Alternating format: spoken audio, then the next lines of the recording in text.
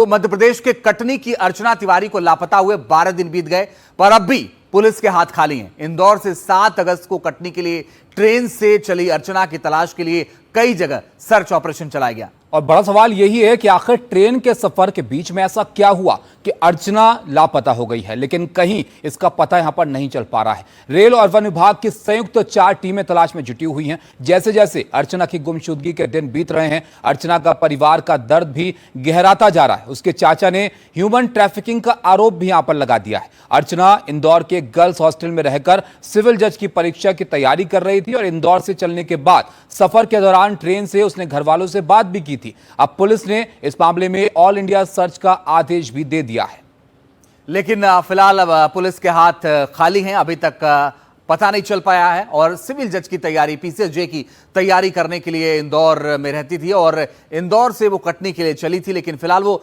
घर नहीं पहुंची। उसने ये जरूर बताया कि वो ट्रेन में, और ट्रेन में संभवतः पुलिस को सामान भी मिला है, लेकिन अर्चना कहां गई इस बात का पता अभी तक पुलिस नहीं लगा पाई है। अपने घर कटनी आ रही थी, ट्रेन से परिजनों से बात भी की कि वो घर के लिए आ रही है, घर के लिए निकली थी, और उसके बाद उसका पता नहीं चल पाया। 7 अगस्त को इंदौर से रवाना हुई थी और अभी तक फिलहाल पता नहीं चल पाया, कई दिन बीत जाने के बाद भी।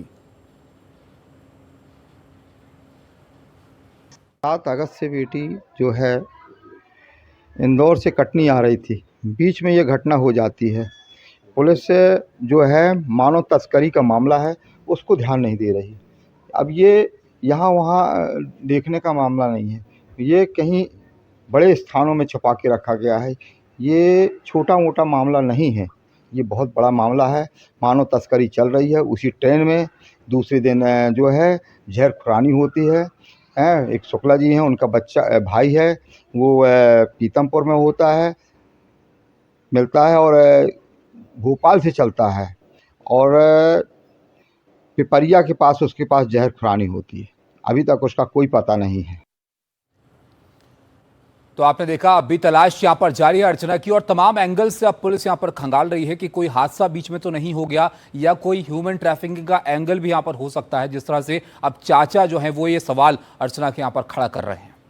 और बड़ी बात यह है कि इस पूरे मामले में अर्चना का जो परिवार है वो ये बताता है कि जब भी अर्चना कहीं जाती थी या कोई बात होती थी तो परिवार के साथ वो जरूर शेयर करती थी, परिवार से जरूर बातचीत करती थी।